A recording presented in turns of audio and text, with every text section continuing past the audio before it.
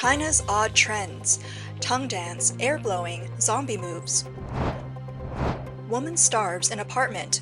Top university grad failed multiple public service exams.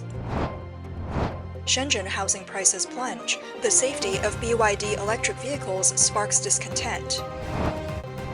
Fake bronze goods yield 160 million annually. Even rice faces counterfeiting. CCP Marks War Victory faces ridicule from both Chinese and Japanese citizens. Tongue-out dance, mouth-blowing, zombie moves, strange behaviors of Chinese people. In the video, a group of elderly women are rolling their eyes, sticking out their tongues, waving their hands wildly, and shouting strange noises. It's said that this is a popular fitness dance in China called tongue-out fitness dance. The video shows a group of elderly women from Chengdu. One witness said, "They do this every day, and the sounds they make are really creepy, like zombies from a movie." On the subway, it seems like these two old men had a disagreement, but instead of talking, they just blow air at each other. People online are calling it mouth cannon. Nowadays, many Chinese people not only lack public manners and empathy, but also engage in bizarre and laughable behaviors that are hard to understand. This is a group of high school students in China. Can you guess what they're doing? Some people online have offered this explanation. This is a training to eliminate students' sense of self-protection and cultivate a habit of absolute obedience. The kids educated through this method end up only excelling in studies and nothing else. It's fascist training. They claim it's meant to enhance team coordination, but in reality, it's an exercise where if one person makes a mistake, everyone falls down. It's something purely invented by bureaucrats. The Heng Shui-styled running drills are designed to break down individual boundaries and safety, forcing absolute obedience. The Heng Shui model, also known as the Heng Shui phenomenon, was created by Heng Shui High School in Hebei Province, China. It's a test-oriented education system tailored to the current college entrance exam system in China. Under this model, schools are described as college entrance exam factories, and students are likened to machines that never stop running. In this atmosphere of relentless test preparation and endless drills, students lose creativity.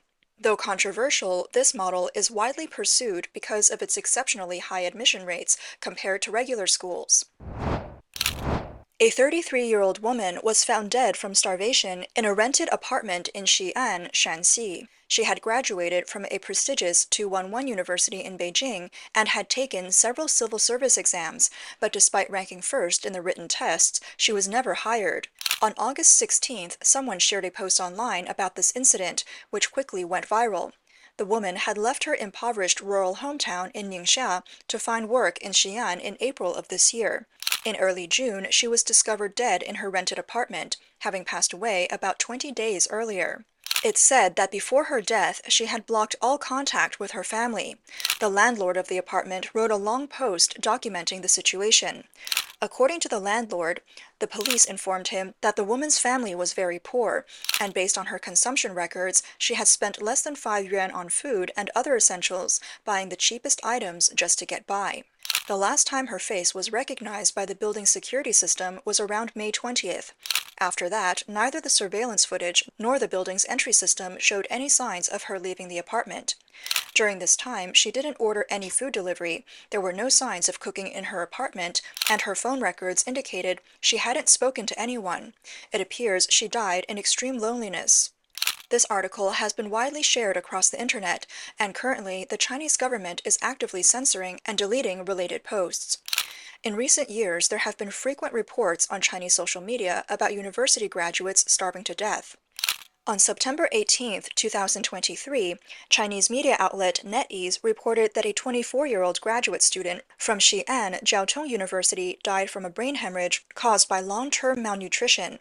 After his death, police found 5 bank cards among his belongings, with a total balance of only 22 yuan.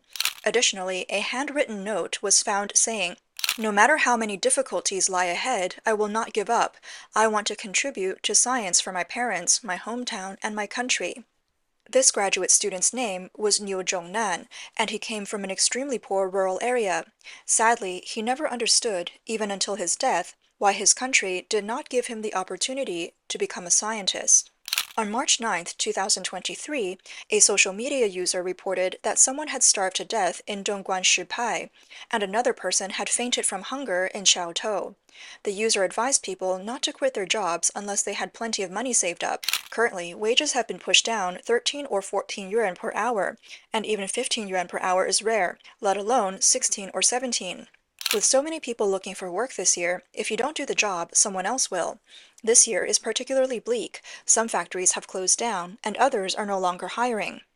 Additionally, staying in hotels costs at least 40 yuan per night, and daily expenses for food and lodging can range from dozens to hundreds of yuan. For those who haven't found a job yet, the user suggests they should go home while they still have enough money for travel.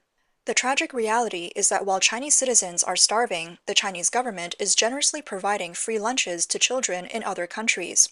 On June 21st, Chinese state media Xinhua reported that the United Nations World Food Program celebrated the official launch of China's school lunch donation project at a primary school in Uganda. China is providing year-long school lunches to 165,000 children in 315 schools in that region. It is reported that the China Foundation for Poverty Alleviation has launched a free breakfast program for elementary school students in 14 countries. As of 2022, the International Love Parcel Project has covered Nepal, Myanmar, Ethiopia, Cambodia, Laos, Pakistan, Mongolia, Namibia, Uganda, Zimbabwe, the Philippines, South Sudan, Burundi, and Djibouti, benefiting more than 1 million primary school students.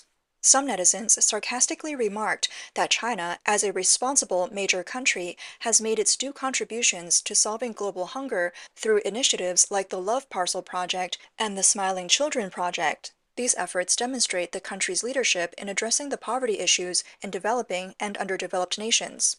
However, they also hope that the Foundation for Poverty Alleviation will pay more attention to the children in impoverished areas within China, ensuring that those who rely on eating potatoes for every meal can also enjoy free nutritious breakfasts and lunches. Feeding the hungry in other countries while letting the people of its own country starve highlights the ironies under Chinese Communist Party rule. In China, some people receive tens of thousands in retirement pensions every month, while others survive on just a few dozen yuan in pension payments each month, relying on scavenging even in their old age. Netizens have remarked that the forever great, glorious, and correct party acts lavishly abroad while ruthlessly squeezing its people at home, with no regard for their survival. The current CCP leader, Xi Jinping, has been mockingly nicknamed Big Spender by netizens. So, how much money has been spent during his leadership? Recent media reports revealed that China has secretly provided a staggering 32.8 billion US dollars in emergency loans to countries facing financial crises. In a November 2023 report, Deutsche Welle mentioned that Aid Data, a data analysis center based in Virginia, found that from 2000 to 2021, Chinese financial institutions provided a total of 1.34 trillion US dollars in aid to developing countries. The think tank also discovered that China's foreign aid spending was primarily directed towards emergency relief rather than investments in large infrastructure projects. The report stated that Aid Data's latest report, released on November 6, 2023, indicated that China's foreign aid peaked in 2016 when it committed a total of 136 billion US dollars in foreign aid loans. By 2021, this amount had dropped to 80 billion US dollars. Aid Data's records covered nearly 21,000 related projects across 165 low and middle income countries. Since 2015, the proportion of loans from China's policy banks has gradually declined, reaching only 22% by 2021. At the same time, the proportion of foreign aid loans provided by the People's Bank of China and the State Administration of Foreign Exchange has steadily increased, surpassing 50% after 2020. The vast majority of these loans are for emergency relief. In August 2022, Chinese State Councilor and Foreign Minister Wang Yi announced the cancellation of 23 interest-free loans owed by 17 African countries. The total amount involved was not disclosed. However, this news sparked discontent among Chinese netizens. Some sarcastically remarked, "Did the mortgage slaves and credit card debtors agree to this?" While the debts of African brothers are forgiven with a wave of the hand, domestically, citizens dealing with unfinished buildings and halted mortgage payments face relentless collection efforts backed by an iron fist. On August 17th, in a residential complex in Shenzhen, a homeowner was seen straddling the window of their apartment, claiming that their property had quality issues. They also complained that while the price was previously 40,000 yuan per square meter, it had now dropped to 25,000 yuan per square meter, causing them significant losses. The owner demanded a refund, threatening to jump from the window if the demand was not met. Netizens commented sarcastically, suggesting that the owner should sell the property quickly while it's still worth 25,000 yuan per square meter, adding, "Even if you jump, no one will care." Homeowners in Shenzhen dream of returning to the 2021 property price levels, but the once glorious real estate market in Shenzhen is no longer what it used to be. It has truly collapsed. In 2021, property prices in Shenzhen's Nanshan district reached as high as 120,000 yuan per square meter, while even Bao'an district saw prices of 82,000 yuan per square meter, and Longhua district reached 77,000 yuan per square meter. At that time, Nanshan district's property prices were higher than those in Beijing's Xicheng district and Shanghai's Huangpu district. Shenzhen is not alone in this decline. Housing prices in other major cities like Beijing, Shanghai, Nanjing, and Wuhan are also continuously dropping. On August 16th, a large group of homeowners gathered in Wuhan's Yunshang city, demanding refunds for their homes. The reason? Property prices have been slashed in half since the initial sales.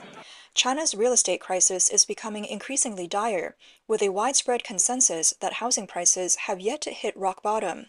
According to a report by Tencent Finance's Economy Experts Talk, on July 2nd, Peking University economics professor Yao Yang stated during an interview at the Summer Davos Forum that due to insufficient capital injections from the central government, China's housing prices will continue to decline. Based on overseas experiences, prices need to drop by another 40% before the market can correct itself. Earlier this year, Yao Yang commented that the pace of adjustments in the real estate sector had been too slow and that housing prices should have fallen long ago. Yao further noted that the rapid growth phase of China's real estate industry is over, and that China's economy is now looking for new growth drivers. He predicted that new policies will emerge in the real estate sector in the second half of the year, but they are unlikely to be the significant measures that people are hoping for. Since last year, the Chinese government has implemented several real estate policies in an attempt to revive the housing market, but the results have been minimal. Yao Yang pointed out that while sales might surge one or two times, the day after a policy is announced, the effect usually fades within a week. Yao's views have sparked widespread debate among the public. Some people have said, for example, in Shenzhen, based on the per capita income published by the city government, housing prices should be around 20,000 yuan per square meter, but they have now exceeded 50,000 yuan. A 40% drop nationwide would be a normal level. Considering income levels, economic growth rates in various regions, price levels, and currency value, a 50 to 60% drop would be more reasonable. When my salary increased by 10%, housing prices shot up by 50%. Now that housing prices have fallen by 10%, my income has dropped by 50%. In June, data on second-hand housing sales in China highlighted the severe crisis in the real estate market. According to data from the China Index Academy, the average price of second-hand residential properties across 100 cities in June was 14,762 yuan per square meter, a month-on-month decline of 0.73%, with the decline expanding by 0.03 percentage points compared to May. Prices have been falling for 26 consecutive months. Year-on-year, prices were down 6.25%. For the first half of the year, the cumulative decline in second-hand home prices across the 100 cities was 3.61%, an increase of 0.87 percentage points compared to the decline in the second half of last year. It is noteworthy that in June, the number of cities where second-hand housing prices fell reached 100. For 13 consecutive months, more than 90 cities have seen declines in second-hand home prices. Homeowners are devastated as house prices continue to drop without respite, leading to widespread protests. Similarly, as the prices of large consumer items like cars have been aggressively driven down, numerous quality issues have emerged, causing car owners to take various actions to protect their rights. On August 17th, a netizen reported that owners of BYD's Fangcheng Bao in Xi'an, Shanxi, were protesting due to vehicle quality problems. The video shows a long line of cars involved in the protest, each with signs displaying the specific issues experienced by the owners, such as faulty brakes, exposed fuel lines, design flaws, sudden loss of power at high speeds, loud noise from the air conditioning compressor, the assisted driving system veering off course at high speeds, strange noises from the car doors, and more. Some cars even had "I want to return this car" written on them. On August 1st, 2024, on a forum on AutoHome, more than 20,000 owners of the Leopard 5 vehicle compiled a list of 52 different problems with the car, many of which were serious safety concerns. The most significant issue reported was sudden power loss at high speeds, followed by the assisted driving system malfunctions, such as veering at high speeds and auto parking incidents where the car crashes into walls. A car owner who spent 300,000 yuan on a Xiaomi electric vehicle encountered endless problems. When seeking after-sales service, they were blamed for causing the damage themselves. The owner lashed out, accusing Xiaomi of exploiting consumers, saying they wasted their money and were treated like fools. Netizens commented that this incident once again exposes the quality myth of Chinese manufacturing. Under the CCP's propaganda, domestic brands like BYD are hailed as national pride, but in reality, these claims are repeatedly proven wrong. When consumers find that the national pride they worked hard to purchase is riddled with issues, their attempts to defend their rights are often treated as interference from hostile forces.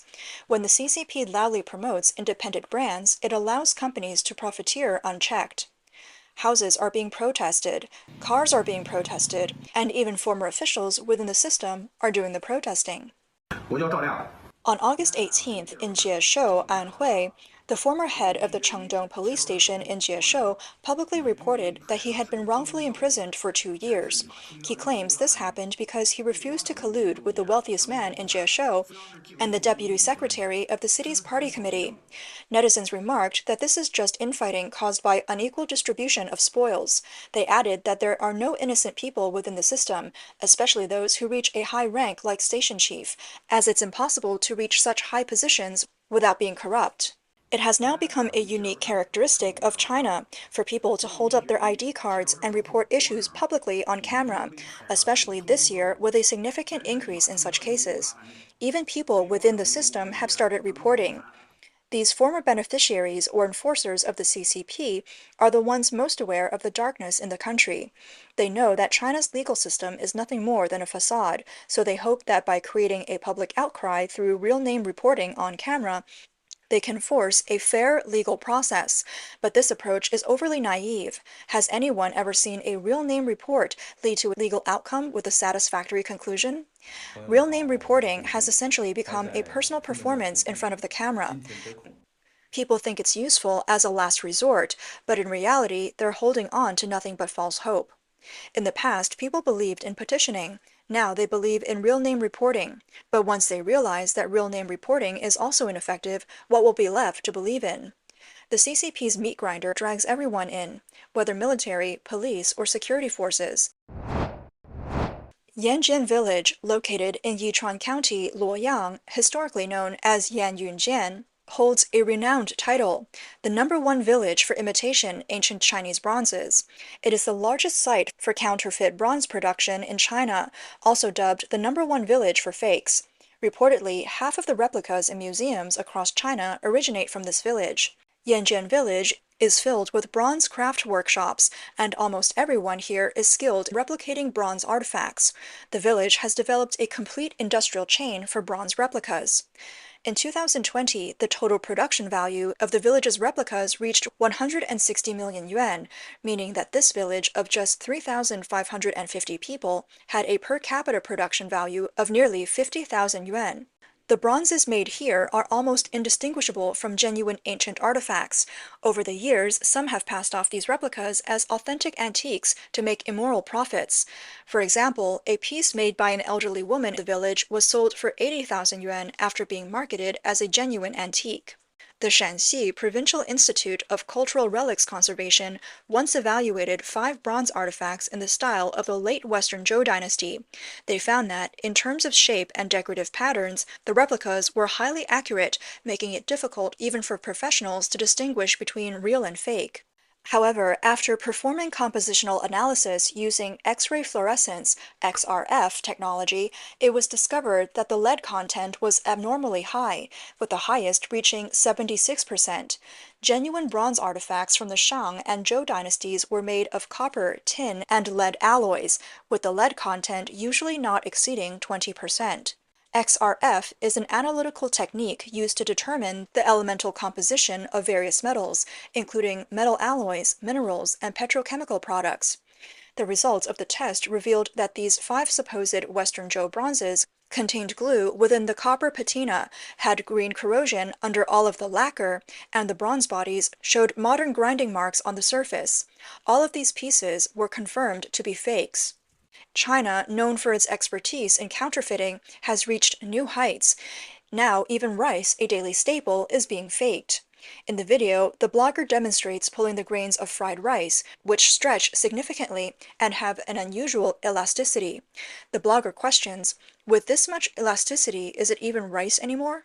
Netizens lamented, saying, "This is recycled rice. Broken rice is ground into flour, then reprocessed with added technology and ingredients to form new rice grains. For normal rice, the only ingredients is rice, processed through purely physical methods.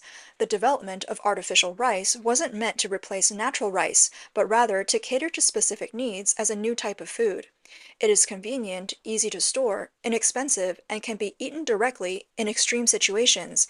However, due to its lower nutritional value and inferior taste, artificial rice is not intended for regular consumption except in extreme circumstances."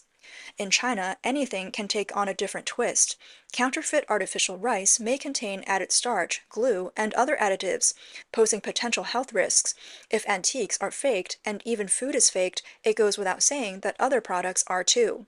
A woman shared her experience on social media, revealing that 2 years ago she had bought a purple pearl pendant for 399 yuan from a live stream on Douyin.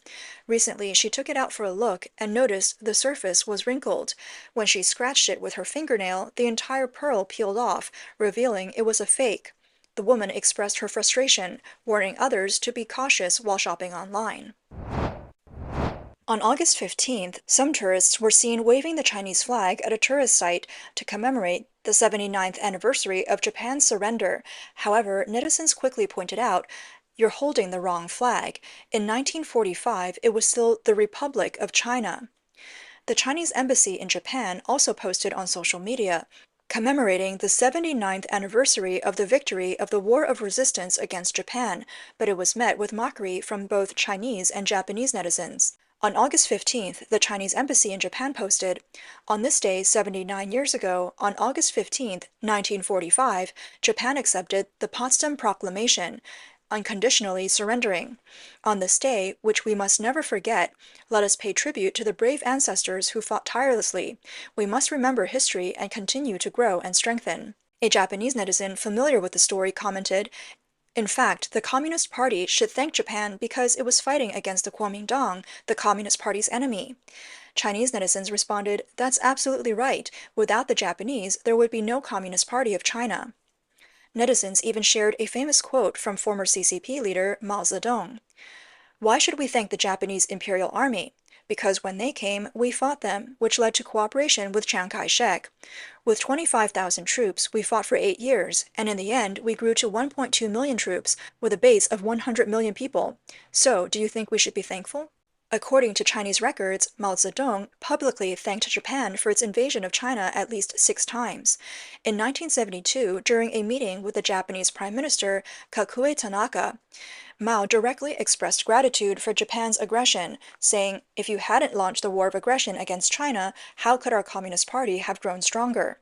How could we have seized power? How could we have defeated Chiang Kai-shek?" As a result, Mao refused war reparations from Japan and even declined an apology, insisting that the Japanese military had been meritorious. Netizens mocked this by saying, "How can the nationalist Little Pinks cope with this?" They added that the tragedy of the Little Pinks, the nickname for nationalist internet users, lies precisely in this ignorance. They are unaware of the true history, or their minds have been completely altered by the brainwashing that they received from childhood. Even when confronted with the truth, they choose to ignore it. Chinese people who have been influenced by CCP propaganda continue to express their patriotic feelings around the world. On August 15th, a video was posted on social media showing the words "Long Live China" carved into a tree trunk at the National University of Singapore. From making a scene at the Yasukuni Shrine to pressuring Taiwanese companies to display the Chinese flag, these little pinks have repeatedly found themselves at the center of online controversies. One netizen remarked that Chinese little pinks have become a cancer in the civilized world.